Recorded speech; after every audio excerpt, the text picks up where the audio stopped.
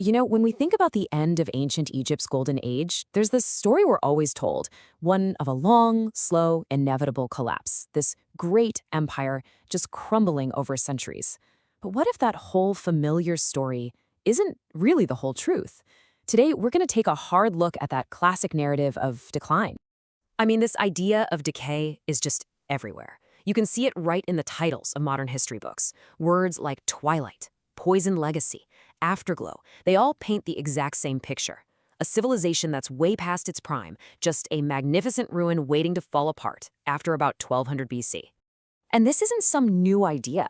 This dramatic story of decline has been the standard version since the very first academic histories of Egypt were written way back in the late 19th century. So for more than 100 years, this one interpretation has been so powerful that it's pretty much shaped every single conversation about this period. But what if it's time to challenge that story? New scholarship, a closer look at the evidence, it's all starting to suggest that maybe we've been reading the signs all wrong. What if this wasn't an ending at all, but actually a transformation? Okay, so let's start by digging into the conventional story of Egypt's supposed Dark Age. To really get why it's being questioned now, we first need to understand the traditional version of events that we've all been taught. So the classic timeline goes something like this. Egypt hits the absolute peak of its imperial power. Then, a whole series of crises hits. You've got invasions from the so-called Sea Peoples and Libyans, putting immense pressure on the state. This leads to a loss of control, and pretty soon you have kings of foreign Libyan origin on the throne. Fast forward to 730 BC, and the country is so broken up that it's taken over by powerful Kushite kings from Nubia. It really looks like a clear downward spiral, right? And for decades, historians have pointed to this list as the smoking gun for decline. Egypt loses its empire. The country breaks apart. A whole series of supposedly weak pharaohs can't hold it together. Foreigners invade and take over. And maybe most visibly, those grand temple-building projects that define the new kingdom, they just seem to stop. Okay, so that's the old story. Now let's see how modern scholarship is taking that narrative apart piece by piece. And believe it or not, the first step is to get really picky about our words. Let's start with this distinction between collapse and decline. See, in academic terms, they're not the same thing. A collapse is a fast political event, a government just falling apart. But decline, that's a much slower, more loaded term. It suggests this long, drawn-out decay. The traditional story just kind of lumps it all together as one big decline, but as we're about to see, the reality is way more complicated.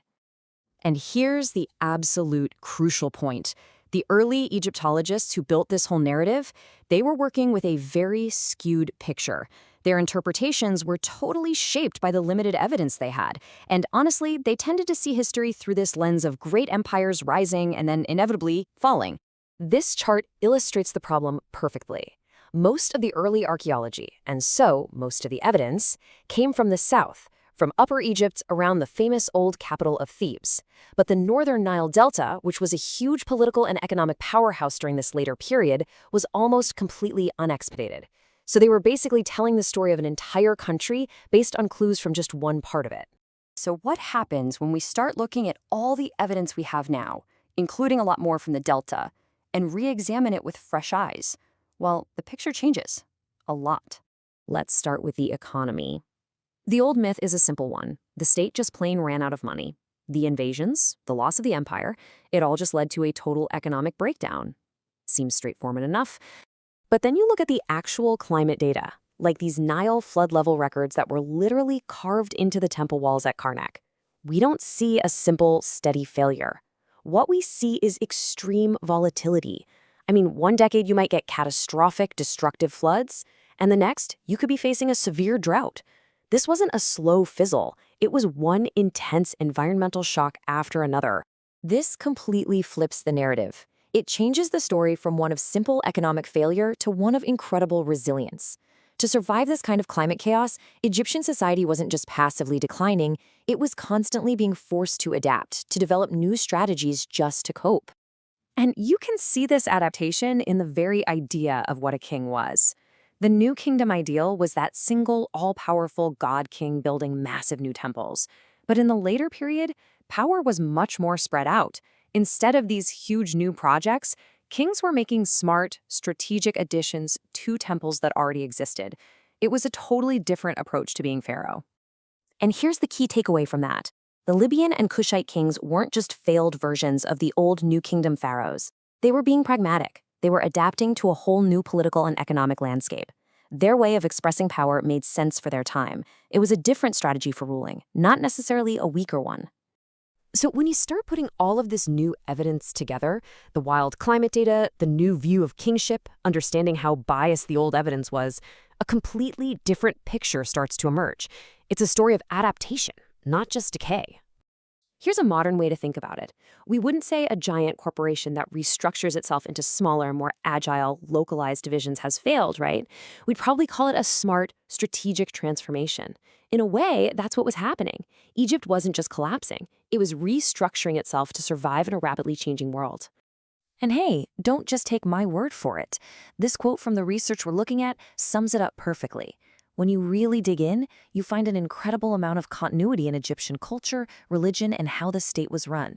This offers a clear alternative to that old simplistic story of just decline and decay. And let's just remember the time scale we're talking about here. This isn't a few decades. This period covers nearly 600 years. Slapping a single negative label like decline on such a vast and complex stretch of history is just a massive oversimplification. So, at the end of the day, why does it even matter? Why does getting the story right about this one period of ancient history matter to us now? Well, because it teaches us how to think more critically about the past in general. What this whole reassessment really gives us is a toolkit for looking at any period of history. It pushes us to challenge the stories we've just inherited without question. It encourages us to look for the nuances, the signs of adaptation and continuity that are so often hidden behind these big, dramatic tales of collapse. And it's a great reminder that our understanding of the past is never finished. Because history isn't just a static collection of facts sitting on a shelf. It's a living, ongoing conversation between us in the present and the people of the past. And it's constantly being refined by new discoveries and new perspectives. Reassessing a period like this helps us better understand the complex processes of social change in any society, including our own. Which leaves us with a really fascinating final thought. If the story of Egypt's great decline can be so completely reframed, what other historical dark ages might be out there just waiting for their own second look?